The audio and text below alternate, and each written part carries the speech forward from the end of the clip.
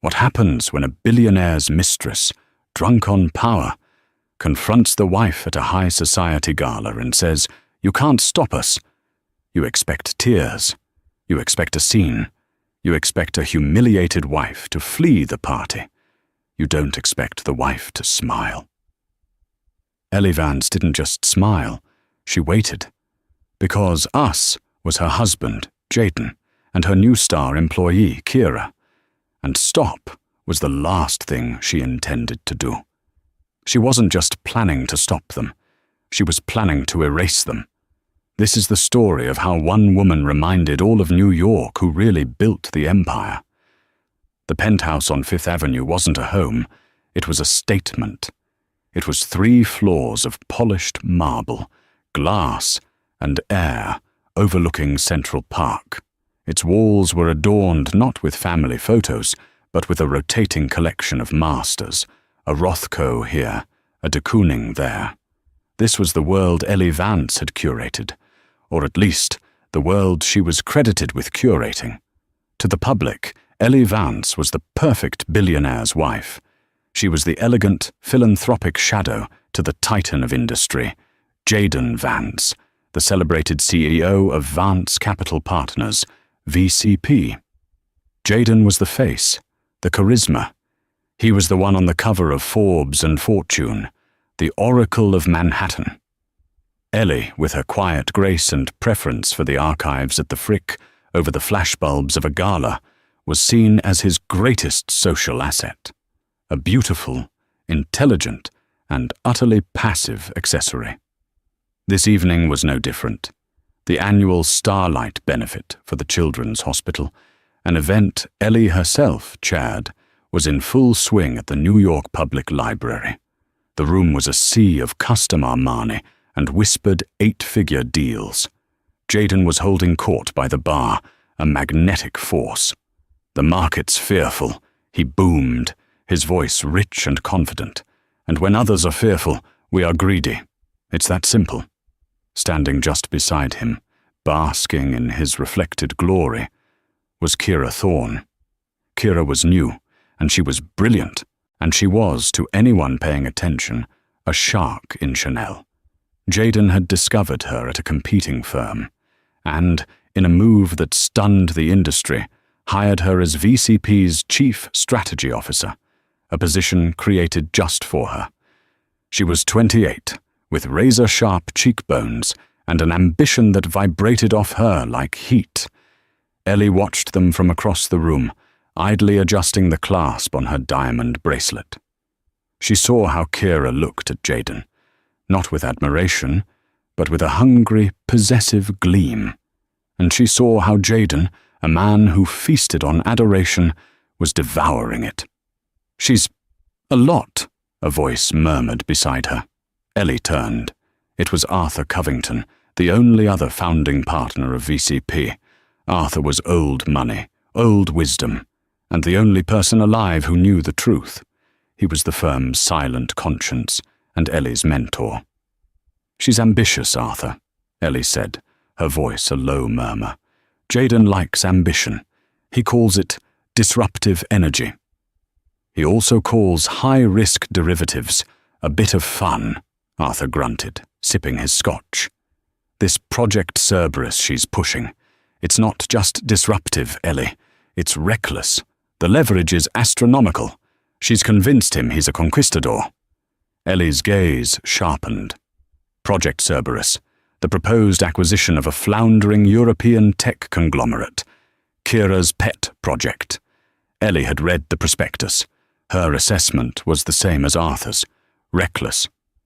"Jaden has always had a blind spot for flattery," Ellie said. "This isn't a blind spot, my dear," Arthur said, his eyes kind but worried. "It's a black hole. Be careful. This one, this Kira, she doesn't just want a seat at the table. She wants the whole table and the chair you're sitting in." Ellie gave him a small, placid smile. "Thank you for the warning, Arthur. I'll be sure to check my chair." She excused herself, gliding through the crowd. She smiled, she complimented dresses, she thanked donors. But her mind was already moving. Later that night, in the sterile silence of the penthouse, Jaden stumbled in, smelling of champagne and Kira's perfume. Fracas. A laughably unsubtle choice. "Incredible night, darling," he slurred, shedding his tuxedo jacket onto a $1 billion sofa. "Kira is a miracle. She's closing the pre-funding for Cerberus. We're going to make billions." "That's wonderful, Jaden," Ellie said, tying the silk belt of her dressing gown. She was in her study, a room he rarely entered. It was lined with books, not art. "I did have a look at the Cerberus file. The debt-to-asset ratio seems concerning. The target company has massive undisclosed pension liabilities." Jaden waved a dismissive hand. "Details." "Ellie, please. You're the best art curator in New York, but leave the financial engineering to us. Frankly, it's a little unattractive when you try to play business." He said it with a patronizing smile, as if letting her in on a charming secret. For 15 years, she had swallowed this. For 15 years, she had played the role of the passive wife. Because, in the beginning, she had loved him. And in the middle, she had built him. But Ellie Vance wasn't an art curator who played at business. Ellie Vance was a quantitative analyst with a PhD in applied mathematics from MIT. Ellie Vance was the one who, 20 years ago, had designed the Orion algorithm, the proprietary trading software that had been the true foundation of VCP's success. Jaden had been the charismatic business major she'd met in college. He was the salesman. She was the architect. She had agreed to stay in the background. She hated the spotlight, and he craved it. It was a perfect partnership, until it wasn't. "You're right, darling," she said, her voice smooth as silk. "It must be the details. I'll stick to the paintings." He beamed, kissed her on the forehead, and headed to the bedroom. "That's my girl." The moment she heard the door close, Ellie sat down at her desk. She didn't open a laptop. She unlocked a drawer and pulled out a simple, matte black terminal. No branding. No logo. She powered it on. The screen flickered to life with a simple, green text command prompt. She logged in. Her username wasn't Evance. It was Architect. She bypassed the main VCP servers, navigating through the back-end infrastructure she had built. She had ghost access to every file, every email, every keystroke within the VCP network. Jaden, in his arrogance, had forgotten who held the master keys. She started with Project Cerberus. She pulled the real files, not the glossy prospectus Kira had shown the board. Arthur was right. It wasn't just reckless. It was suicidal. The company they were buying was a house of cards, and VCP was about to guarantee its debt. It would cripple them. Why? It didn't make sense. Kira was brilliant. She wouldn't make this mistake. This wasn't a mistake. It was a plan. Ellie's fingers flew across the keyboard. She pulled Jaden's corporate expense reports. Dinner at Per Se, $2,000. Cocktails at Bemmelman's, $800. A hotel suite at the Carlyle. Ellie froze. Jaden always stayed at the plaza. He hated the Carlyle. She cross-referenced the date with Kira's calendar.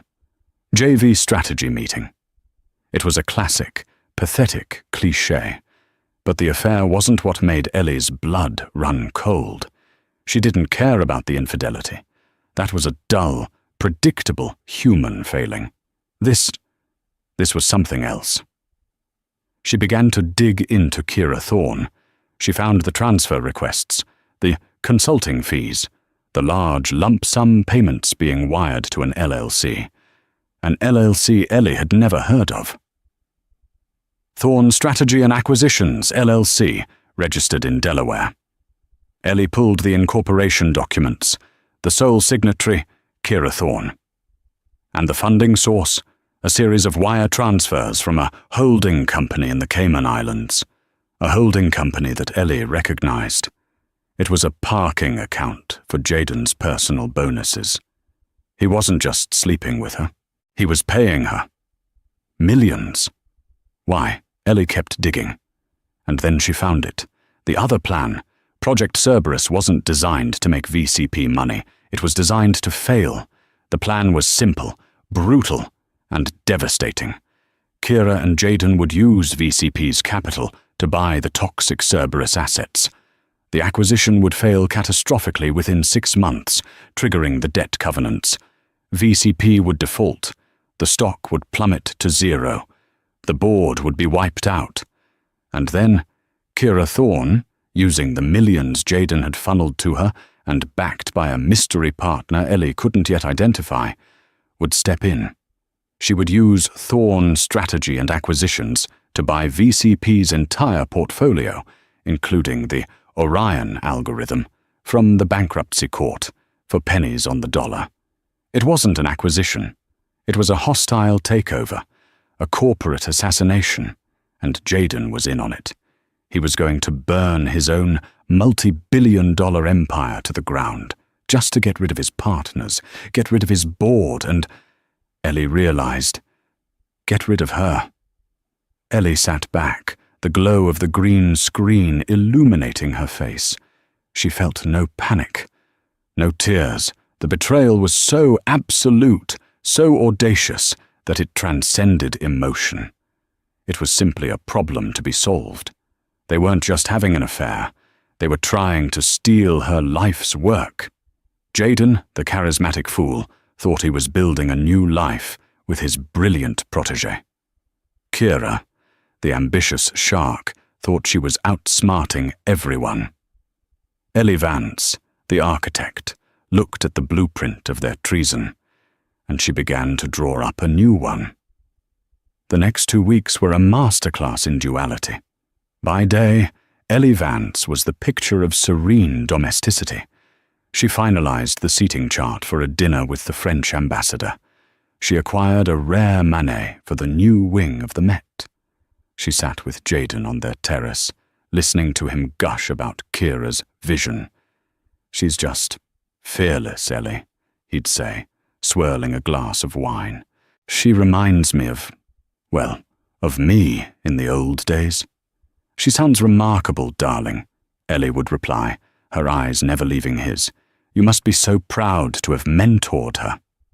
I am," he'd beam, puffing up with a pride that was both pathetic and suicidal. By night, Ellie was a ghost in the machine.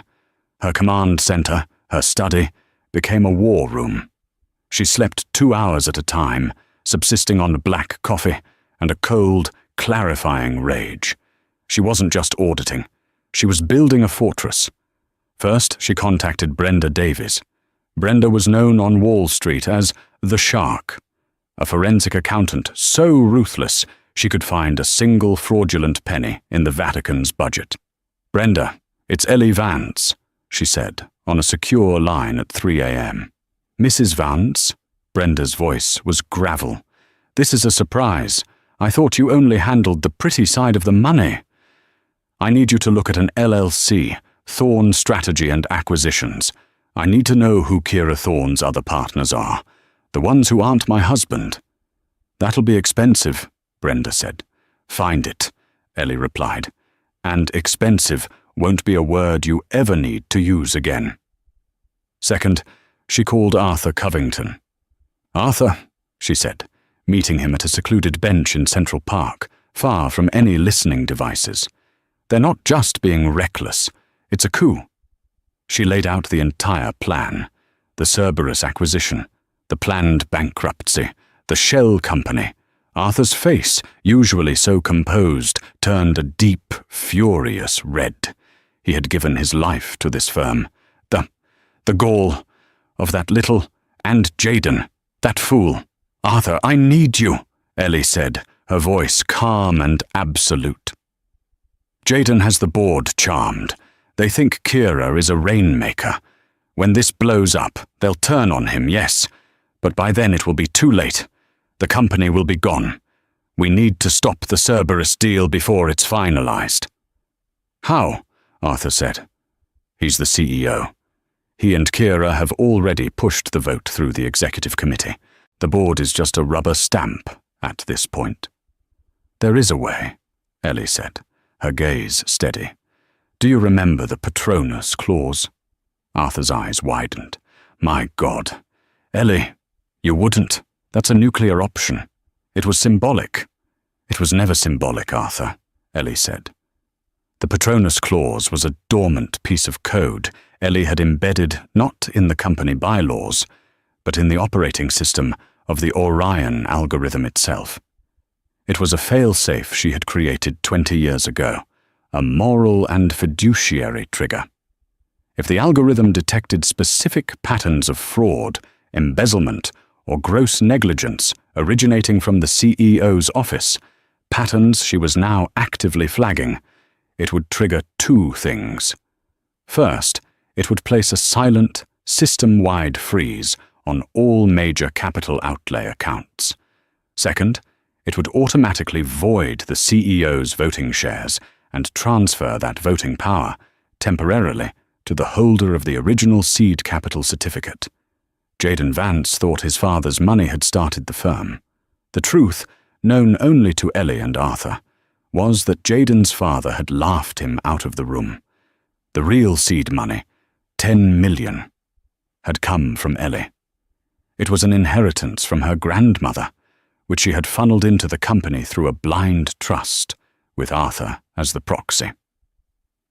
The Patronus clause gave Ellie Vance, the silent wife, the power to seize control of the entire company with a single keystroke. He's about to sign the final papers for the Cerberus deal, Ellie said. The signing is at the Hamptons Gala, this Saturday. He's planning to announce it as his new legacy. What do you need me to do? Arthur asked, his voice now firm. I need you to be there, and I need you to call an emergency board meeting. Not Saturday. Sunday, 9 a.m., at the main office. No exceptions. He'll never agree to it, Arthur said. He won't have a choice, Ellie replied. The following Saturday was the annual summer soiree at their Bridgehampton estate. It was the event of the Hamptons season. Jaden was in his element, tanned and triumphant. Kira Thorne was at his side, wearing a blinding yellow dress that left nothing to the imagination. She was no longer a protégée. She was a queen holding court, and this was her coronation. Ellie, in a classic, understated navy blue gown, watched them.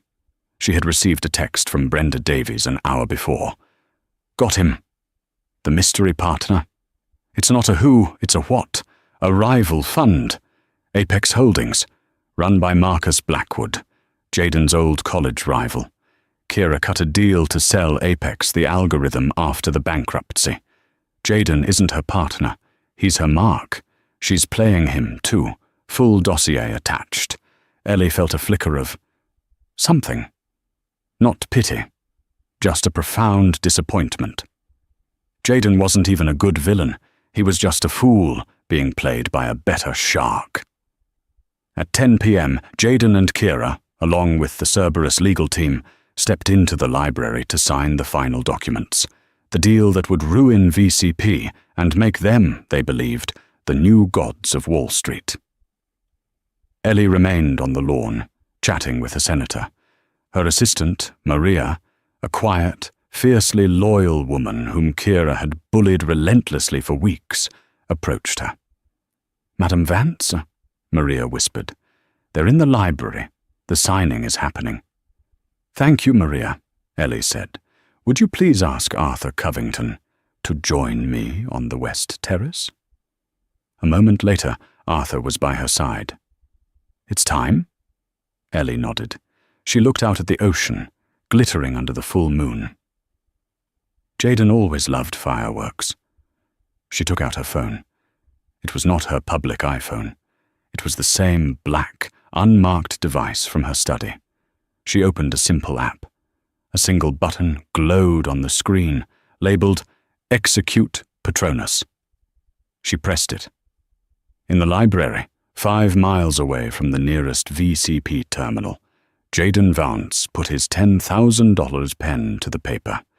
He signed his name with a flourish. "Congratulations, Mr. Vance," the lawyer said, extending a hand. "Call me Jaden."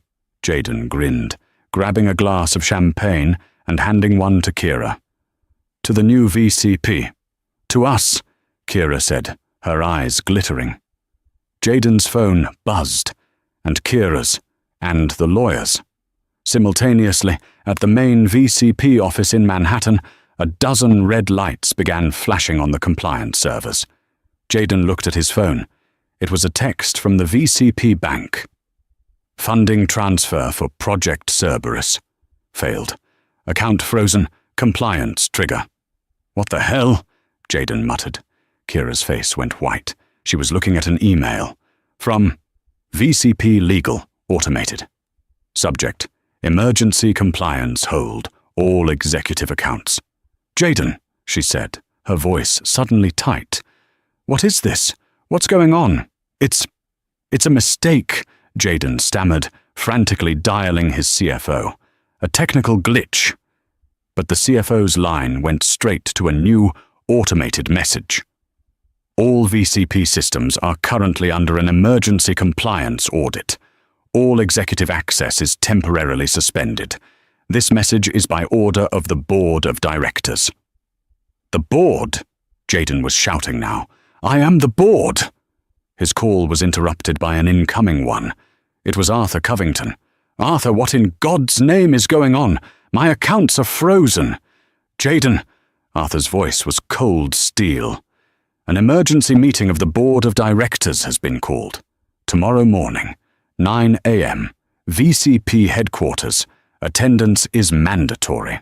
"I'm not coming. I'm in the Hamptons. You can't—" "Attendance is mandatory, Jaden," Arthur repeated, "or you will be removed in absentia. You and your associate, Miss Thorne." The line went dead. Jaden and Kira stared at each other, the champagne glasses forgotten. The triumph had vanished, replaced by a cold, creeping dread. The half-signed papers sat on the mahogany desk, suddenly looking like a death warrant. "What did you do?" Kira hissed at him, her eyes feral. "Did you get sloppy?" "I did nothing," he yelled. It must be Ellie, that bitch." "Ellie?" Kira let out a sharp, hysterical laugh. "Your mousy little wife? The one who picks out paintings? What could she do?" The library doors opened. Ellie Vance stood in the doorway, silhouetted against the bright party lights. She was holding 2 glasses of champagne. "Jaden, darling," she said, her voice light and musical. "Kira, you missed the fireworks. Is everything all right? You both look so pale." The air in the library crackled. Jaden and Kira were frozen, staring at Ellie as if she were an apparition. The lawyers and bankers, sensing a domestic explosion, began quietly gathering their papers and backing toward a side door. "Ellie, what is this?" Jaden tried to regain his footing, puffing his chest out. "You have no right to interrupt this. This is a private signing." "It was," Ellie said, gliding into the room. She placed the 2 champagne flutes on the table, right next to the now voided Cerberus contracts. "But it seems the party's over. Arthur Covington just called an emergency board meeting. Something about— what was the term? Gross financial malfeasance. Sounds so dramatic, doesn't it?" Jaden's face went from pale to purple. You did this! You stuck your nose into my business." "Our business, Jaden?" Ellie corrected him, her voice still infuriatingly calm. She turned her gaze to Kira. "And your business too, Ms. Thorne. Thorne Strategy and Acquisitions, LLC. A very ambitious name, registered in Delaware. Such a proactive move for a new employee." Kira's mask of terror shattered, replaced by pure, unadulterated venom. The game was up, and she knew it.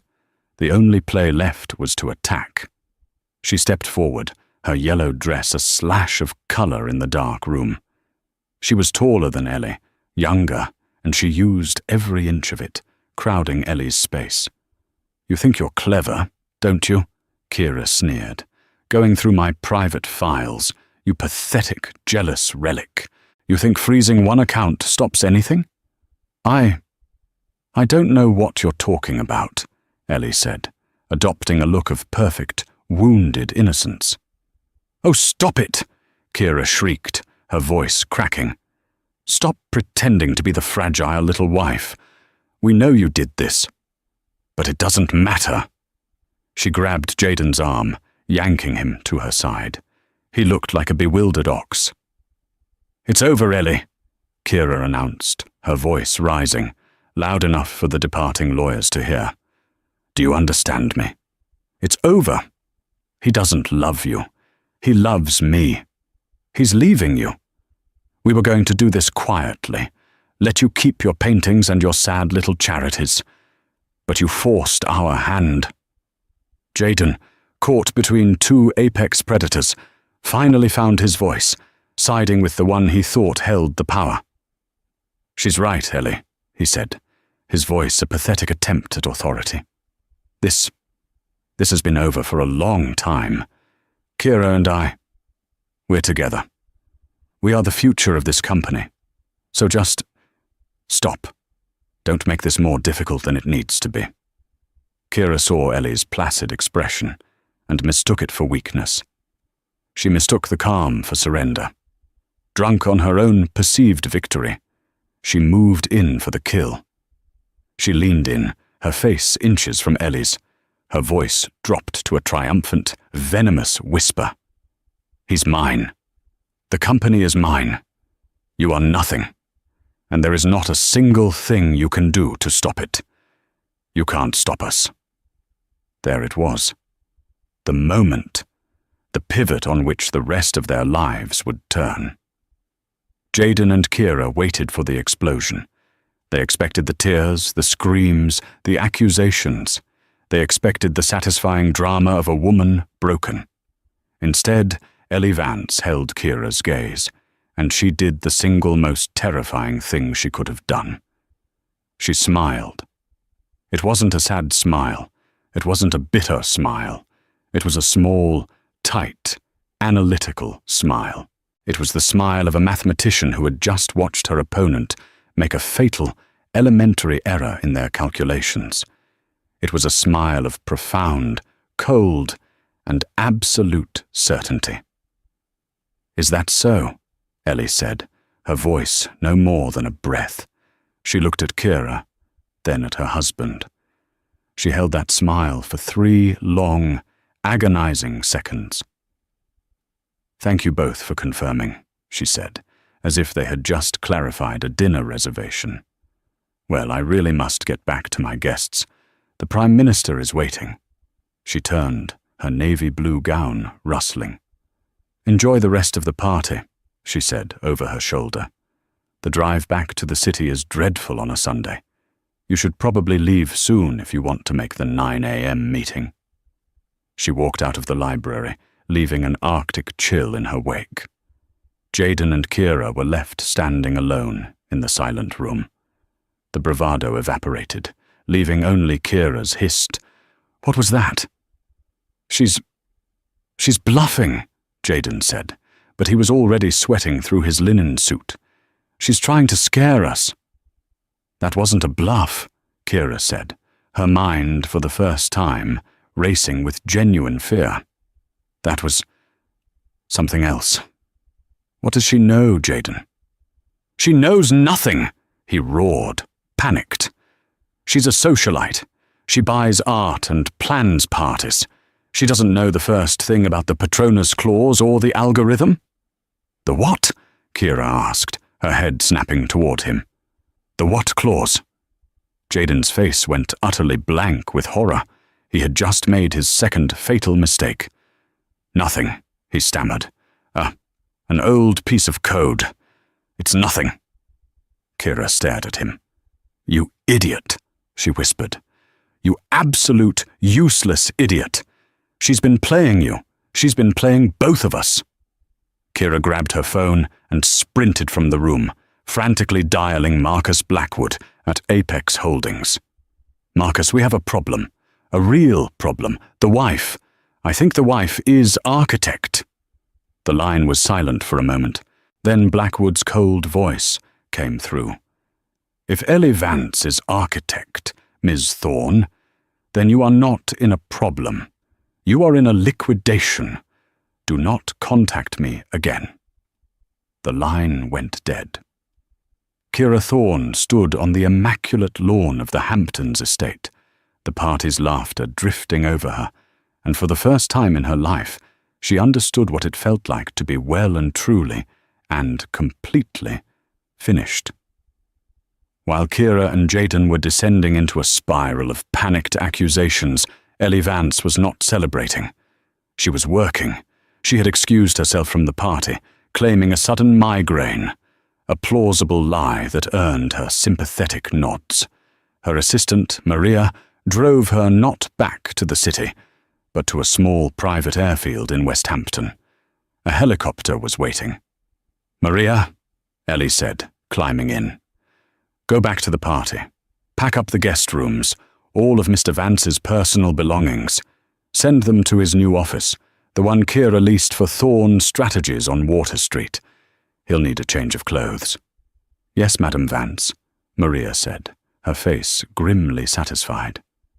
"And Maria, you're no longer my assistant." Maria's face fell. "You're my new chief of staff. I'll need you at the office at 7 a.m. A slow, bright dawn of a smile spread across Maria's face. "I'll be there at 6. Ellie was back in her penthouse study by 1:30 a.m. The city was quiet. She was joined as planned by 2 people, Arthur Covington, looking rumpled but resolute, and Brenda the Shark Davies, the forensic accountant, who looked like she had just been mainlining espresso and righteous fury. She was carrying a stack of binders 3 feet thick. "Good evening, Ellie," Brenda said, dropping the binders on the desk with a thud that shook the room. "Or good morning. You, my dear, have been married to the stupidest criminal in New York history." "Jaden isn't a criminal, Brenda," Ellie said, pouring coffee. "He's a narcissist. Kira is the criminal." 6 of 1, Brenda grunted, opening the first binder. "Here's the fun part. Your husband wasn't just sleeping with Ms. Thorne, and he wasn't just paying Ms. Thorne. He was being blackmailed by Ms. Thorne." Ellie paused, the coffee pot in her hand. "What?" "Oh yeah," Brenda said, tapping a document. "Kira didn't just stumble onto this Project Cerberus deal. She's been working with Marcus Blackwood at Apex for 6 months before she ever even met Jaden. She was a Trojan horse. She targeted him, got him into let's call it a very compromising position in a hotel in Geneva. Photos, videos, the whole 9 yards. Ellie closed her eyes. It was even uglier than she'd imagined. "So Kira blackmailed him into hiring her?" Arthur asked, disgusted. "Not at first," Brenda said. "At first it was just a classic honey trap. She had him. Then she pitched him the Cerberus deal. Jaden, darling, we can have it all. We can burn this company, take the algorithm and build our own new empire. We'll be gods." He, being an idiot in love, agreed. He thought it was his idea. "He was co-conspirator," Ellie said, processing. "He was," Brenda agreed, "until about 3 weeks ago, when he got cold feet. He realized that burning the company meant facing the SEC. He tried to back out, and that's when Kira showed him the Geneva photos. She switched from partner to blackmailer. She forced him to go through with the signing tonight. He was trapped. He was going to lose his company, his wife, and his reputation either way. This way, he thought he might at least end up with the girl. And she, Ellie finished, was planning to take the algorithm, feed him to the SEC, and run straight to Marcus Blackwood. A perfect triple cross, Brenda grinned. She's a hell of a player. I almost respect her. So the Patronus clause. It wasn't just for his affair or the financial malfeasance, Arthur said, looking at Ellie. It was for the blackmail, the coercion. The clause was for any threat to the integrity of my algorithm, Ellie said coldly. He became a threat. She is a threat. They are a cancer, and tomorrow we cut them out.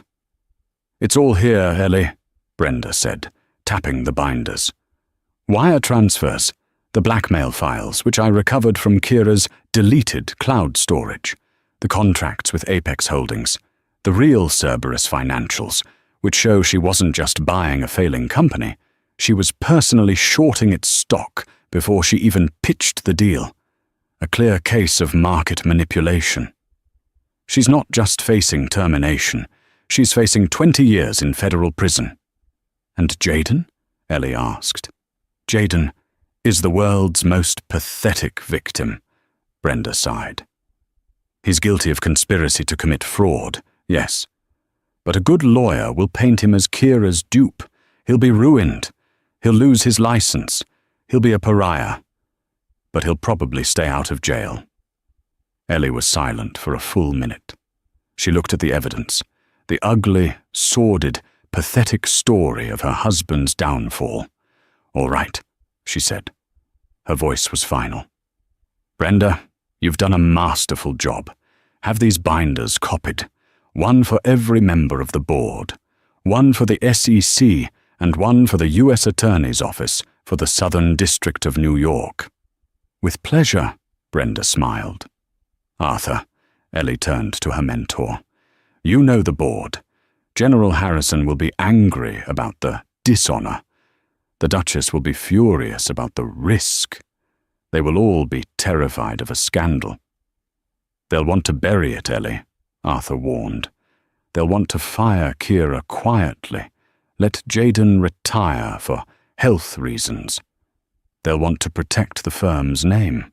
They'll want you to go back to being the quiet wife, to keep the illusion.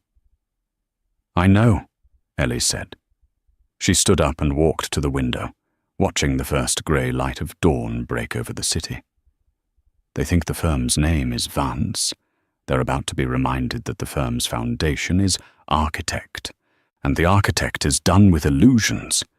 She turned back, her face set. Let's go to work. We have a board meeting to prepare. At 8:45 a.m. on Sunday, the main boardroom on the 50th floor of the VCP building was tense. The full board was present, a rare occurrence. They had been flown in on private jets, summoned by Arthur Covington with a one-line message. The integrity of the firm is at stake. There was General Marcus Harrison, a retired four-star general whose presence lent an air of old-world gravity. There was the Duchess of Ashworth, an early European investor who rarely spoke, but whose opinion held immense weight. There were 3 other senior partners, all looking confused and furious at having their weekends interrupted. They were all murmuring, asking Arthur what was going on. Arthur simply said, "You will see." At 8:55 a.m., the elevator doors opened. Jayden Vance and Kira Thorne stormed in. They had clearly driven through the night. Jayden's linen suit was a road map of wrinkles. Kira had tried to repair her makeup, but her eyes were red-rimmed and hollow. They looked less like executives and more like fugitives. "Arthur, what is the meaning of this?" Jayden blustered, trying to take his usual seat at the head of the table. "My accounts are frozen. You've cost us the Cerberus deal. You're going to be hearing from my lawyers." Kira, trying a different tactic, adopted a look of strained professionalism. "Gentlemen, Duchess, I apologize for this internal drama. There has been a misunderstanding, a technical glitch. We can have the Cerberus deal back on track by Monday." "Please, sit down, Ms. Thorne," Arthur said, his voice cutting through her. "Both of you. Over there." He pointed to 2 chairs on the side, away from the main table. The guest chairs. "I will not be," Jayden began. "Sit down." General Harrison's voice was a parade ground command that made Jayden flinch and, instinctively, sit. Kira, seeing she had no choice, sat stiffly beside him. The room went silent. The clock on the wall ticked to 9 a.m. The main boardroom doors opened again. Ellie Vance walked in. She was not dressed for a gala or a charity lunch. She was wearing a perfectly tailored dark grey power suit. Her hair was pulled back in a severe, elegant chignon.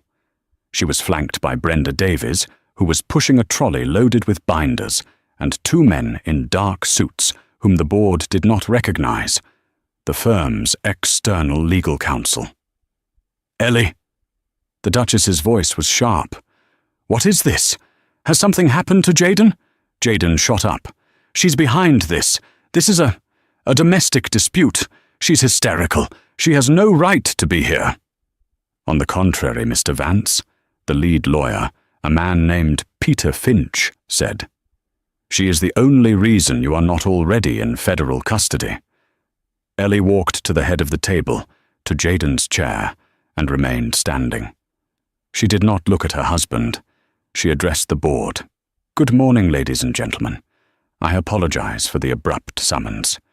My name is Ellie Vance. For 20 years you have known me as Jayden's wife, but today I am here as architect." A collective, sharp intake of breath. The Duchess and General Harrison stared at her. They knew the legend of architect, the anonymous quant genius who had founded the company, but they had all been led to believe it was a partner who had died years ago. "And," Ellie continued, her voice resonating with cold authority, "as of 10:05 p.m. last night, under the Patronus clause of the VCP Charter, I have assumed temporary, absolute control of this company." That's a lie," Jayden sputtered. "The Patronus clause is a myth." "It is very real, Mr. Vance," Peter Finch interjected, as his team began placing a thick binder in front of each board member. "It was triggered by a systemic pattern of conspiracy, fraud, and corporate malfeasance, originating from your office and that of Ms. Thorne." Kira Thorne spoke, her voice shaking but defiant. "You have no proof. This is slander. I will sue you. I will sue this entire board." "Proof?" Brenda Davies stepped forward, her voice dripping with scorn. "Page 1, Ms. Thorne. Your employment contract with Apex Holdings, signed 6 months ago. Page 10, the real financials for Cerberus. Page 12, your wire transfers to an offshore account, shorting Cerberus stock. Page 30, the full transcript of your blackmail threats against Mr. Vance, including audio files." Jayden went white. "And for the board," Brenda continued, "page 50, the full detailed plan to bankrupt this company, defraud its shareholders, and sell its primary asset, the Orion algorithm, to a competitor for a fraction of its value. All orchestrated by Miss Thorne, with Mr. Vance as her unwilling and, frankly, idiotic accomplice." The room was utterly silent. The board members stared, stunned, at the files. General Harrison, a man who had seen combat, looked physically ill.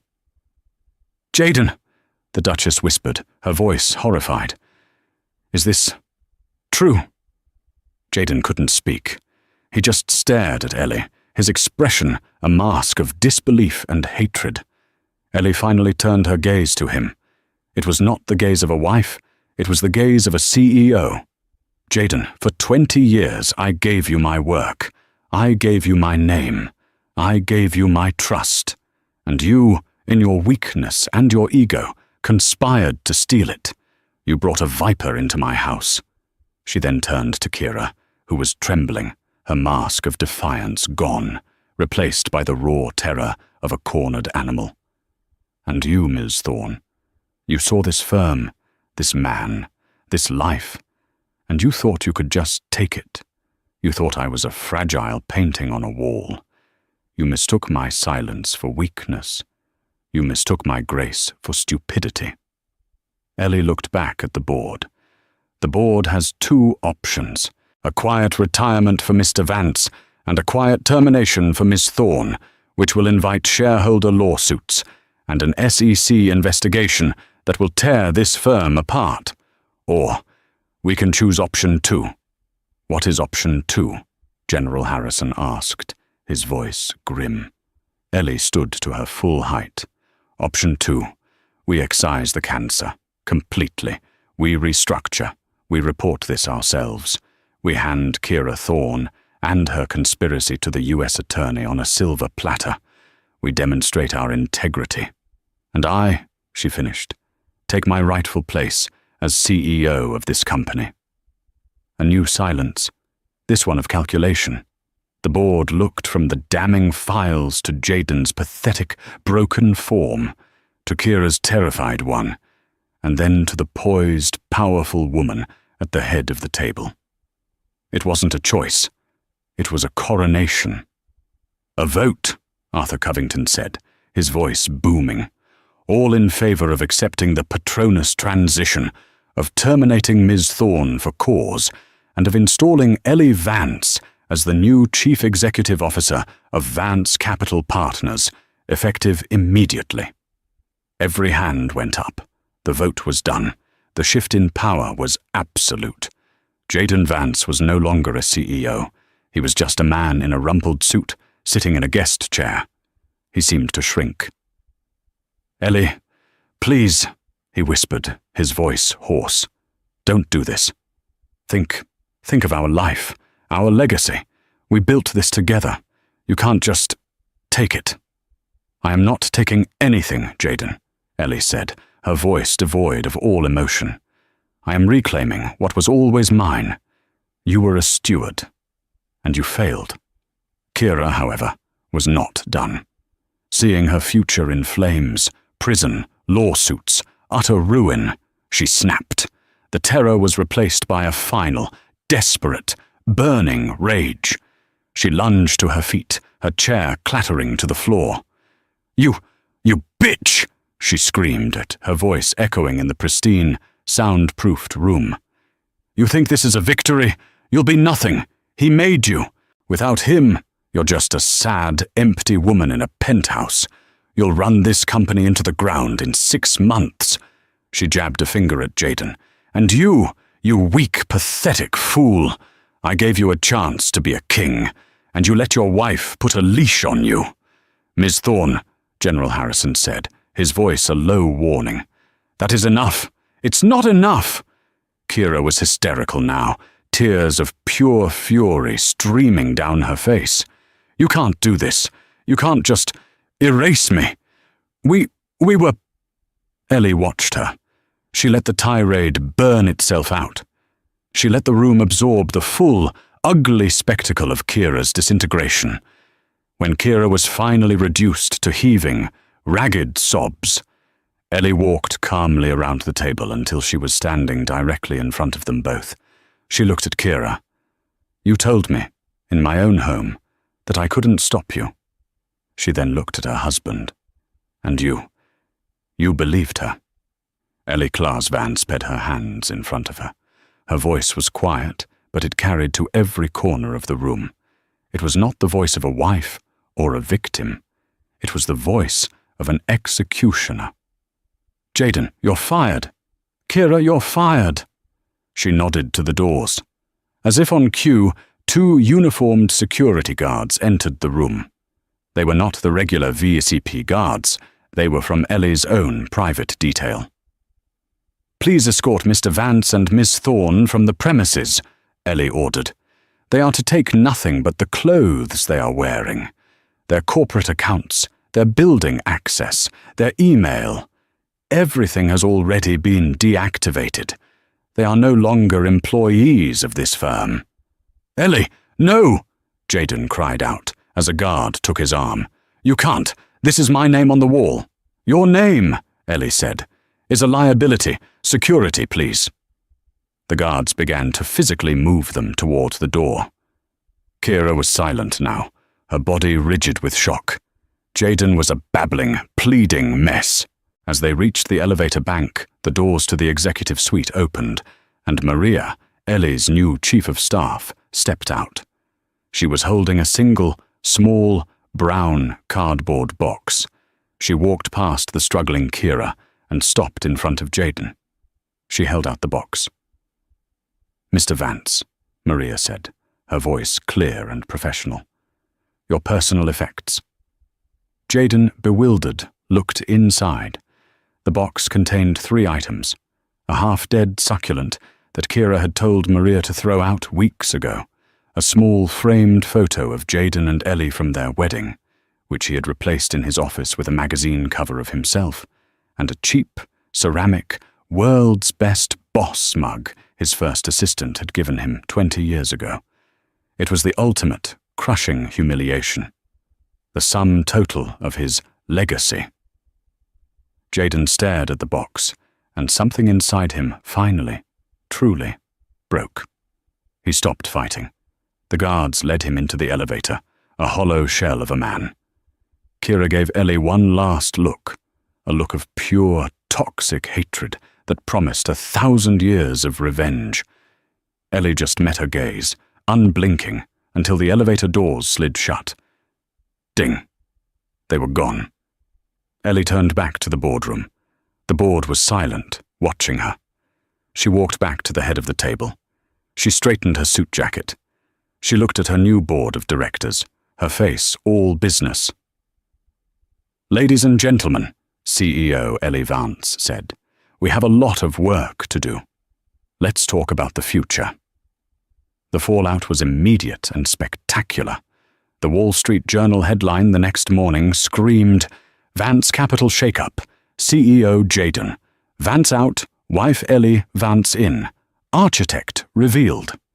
The story of the socialite wife, who was secretly the firm's quant genius, was an international sensation. But Ellie Vance had no time for media. She was in cleanup mode. Her first act as CEO was an all-hands meeting. The entire company gathered in the atrium, terrified, expecting mass layoffs. Ellie stood before them, not with the false charisma of Jaden, but with the quiet, intense focus of a surgeon. "Good morning," she said. "My name is Ellie Vance. You knew me as Mrs. Vance. Today I am your CEO. Let's not waste time. Vance Capital Partners was built on 2 things, integrity and intellect. We have, for a short time, been lacking in both." She laid out her plan. "Project Cerberus is dead. All assets related to it are being unwound. Our firm is cooperating fully with the U.S. Attorney's Office and the SEC regarding the criminal actions of Kira Thorne." A gasp went through the crowd. There will be no retirements. There will be no golden parachutes. We do not reward failure or fraud. Ms. Thorne has been terminated for cause. Mr. Vance has been terminated for gross negligence and breach of fiduciary duty. The shock in the room was palpable. It was a public execution. "But this," Ellie continued, her voice rising, "is not an end. It is a cleansing. Jaden Vance's vision was reckless. Kira Thorne's was criminal. My vision is the one that built this firm. We are returning to the Orion principles. We will be smarter, faster, and more transparent. Anyone who was part of Ms. Thorne's inner circle of sycophants, your keycards will not work this afternoon. Anyone who is here to work, to build, and to win, your real work starts now." She didn't smile. She didn't ask for questions. She just nodded and walked off the stage. The message was clear. The party was over, and the master was home. The financial world, expecting VCP to collapse, watched in awe. Ellie didn't just stabilize the firm, she made it thrive. She cut all the toxic, high-leverage cowboy projects Jaden had loved. She reinvested heavily in the Orion algorithm.